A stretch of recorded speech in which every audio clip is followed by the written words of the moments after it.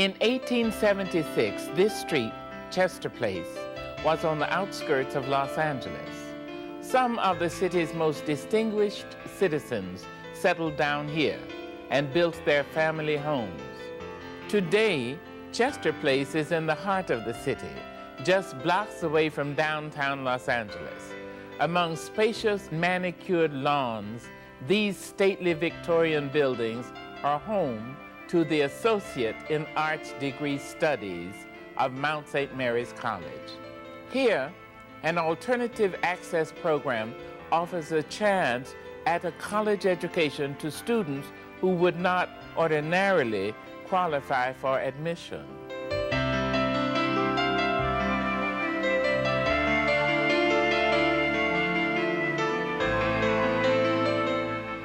As we saw the demographic changes in the Los Angeles area and saw the growing numbers of Afro-American and Latinas young women, we saw that it would be important, because we're a downtown campus, we're right in downtown Los Angeles, that we would reach out to those communities and bring those students onto our Doheny campus. We then saw that many of these students were coming from high schools where they were not able really to achieve the competencies that they needed to be successful in a four-year college situation. So at that time, we really developed what we now call an alternative access program. And that alternative access program is a very well thought out program that's built on a success model. Hello, I'm Maya Angelou. As a parent, a grandparent, and a citizen, I am disturbed by the crisis in education. Far too many of our young people graduate from high school without the skills to succeed in college or in the workplace. This problem transcends socioeconomic, ethnic, and geographic lines. It has monumental consequences for our entire society. That is why I am delighted to tell you about the Alternative Access Program at Mount St. Mary's College, where students can get help, not criticism. Now you have a man, not a girl. And that's better, because look who wrote it. This is better, okay? A student who is underprepared may not be able to read or write at a college level, may not have sufficient knowledge of mathematics, may not know how to take notes or study. Whatever the reason, many students from all ethnic backgrounds are graduating from high school without the skills to succeed in college. Minority students are especially at risk, and their representation in higher education is unacceptably low. U.S. Department of Education figures show that in 1990, of all baccalaureate degrees conferred, 5.8% were to African Americans, 3.1% to Hispanic Americans, 3.7% to Asian Americans or Pacific Islanders, and 0.4% to Native Americans. Only 13% of all baccalaureate degrees conferred went to minorities. Both research and common sense point to complex causes for the underrepresentation of minorities in higher education. Some of the barriers to participation in higher education exist within the students themselves, some within families, quite a lot within society. We must face the fact that some barriers also exist within colleges and universities. Everyone in education, administrators, faculty, and staff, needs to be concerned about the success rates of minority students and students with poor basic skills. How many drop out? When do they drop out? Why do they drop out? Do any students who are at risk ever succeed? If so, what factors contributed to that success? We also, I think, need to, as a college, look at what are some of the traditional ways of doing things and know that we have to change. It's not always the student who must change, but we have to change if our traditional ways of doing things are not helpful to the student. In other words, when we talk about a success model, we want to know what is going to help the student to succeed. In its baccalaureate program, Mount St. Mary's is graduating a much higher percentage of minority students than the national average. In 1992, of all baccalaureate degrees conferred by the college, 5% were to African Americans, 29% to Hispanic Americans, and 15% to Asian Americans or Pacific Islanders. 49% of the students graduating with bachelor's degrees were minorities. Many of these were honor students and winners of the college's prestigious President's Scholarships. Mount St. Mary's College has also had dramatic success with underprepared students, including the poor and those from minority backgrounds. Approximately 68% of the students entering the college's Alternative Access program earn their Associate in Arts degree in 2 years or transfer to a baccalaureate program. From this group, 75 to 80% go on to obtain baccalaureate degrees. Who are these students? What are they like? ¿De tu seguro social? This is Blanca Espindola, now a senior in Mount St. Mary's Education Department. Blanca began her college education in the Alternative Access program on the Doheny campus. After a troubled adolescence with some time spent in foster care, Blanca has become an educated, confident young woman, making a contribution to our society. My academic background before going into college wasn't so good. In high school, I had a very low GPA, and I wasn't into school. I just wanted to graduate. I was living in a foster home, so I needed to get my life going, and I needed to know what I was going to do. I knew that college was for me. That's had always been something in me. I didn't know where, but going to Mount St. Mary's on the first day, the first tour, I knew it was for me. So I didn't have a good academic background, and my personal background wasn't so great, but that didn't stop me. It gave me more courage, and it pushed me into doing whatever I had to do to get into Mount St. Mary's. After graduating from the Doheny campus with her AA degree, Blanca transferred to the Chelan campus.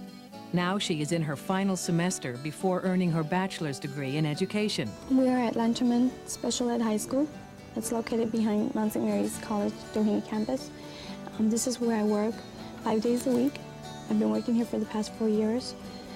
Working here at first was just a job. I wanted to go into pre-health, wanted to be a nurse. But once I started working here, I felt very compassionate with these children. I wanted to do something for them. And really working here got me into teaching special ed. Working with the community through my school and being a teacher, that's my short-term goal. And my long-term goal is to become a principal and become educated. You never stop being educated. Blanca Espindola is a typical alternative access student, a young woman filled with potential who needed the right kind of help to succeed. All they do, they have a trail going back and forth. No, we can't get down. No, one time we were at Mount St. Mary's. College is a difficult dream to attain for a student without family support, but it can also be difficult for students with parental backing. Meet Karen and Julia Jimmins. Karen is a junior sociology major, and her sister Julia is a senior psychology major at Mount St. Mary's. They are following in the footsteps of Candace, Joyce, and Sonia, all of whom graduated from Mount St. Mary's with baccalaureate degrees. The basic reason I want these kids to be educated, because I grew up on a farm. I wanted to be a nurse. I really did want to be a nurse. In fact, I said when I raise the kids, I'll go back. And there was no money for education at all. In fact, we couldn't even go to school every day. I spent 7 months out of a year not going to school, but I still graduated high school. And that's real touchy. So if I tell my mom and myself, my kids, I didn't want them to be like me, without an education. The bottom line is that we have these ideals and we want more out of life, and the only way you can get more is that if you strive for more and you go to school and you achieve it and you work towards your goals and your dreams. And all of us have those dreams. That's what you go to school for, is to gain knowledge, not only book knowledge, but knowledge of people's backgrounds, because everybody that comes to your school don't come from the same background that you come from. So it's just wonderful. Mount St. Mary's Alternative Access Program has given students like Julia and Blanca the skills to succeed in college and beyond. How does the college succeed with underprepared and economically disadvantaged students? That is the very question Mount St. Mary's began to research in 1987, as its record of graduating students inadmissible at most institutions became more widely known. Through a success model that combines belief in the potential of students with support services, Mount St. Mary's turns obstacles into opportunities. You will see and hear many of the people who make the program work, because this broad base of support is a major factor in its success.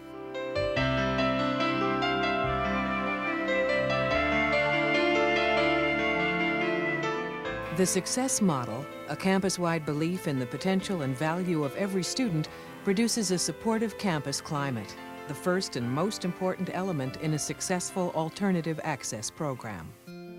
Students who can't read easily, who still struggle with English grammar, who find division a challenge and algebra incomprehensible, believe that they are failures. Being admitted to a college program doesn't change their opinion. What does are people who believe in them, who believe they can learn, they can succeed, they can graduate and contribute to the world. Faculty, administration, and staff in Mount St. Mary's Alternative Access Program believe passionately in their students' ability to succeed.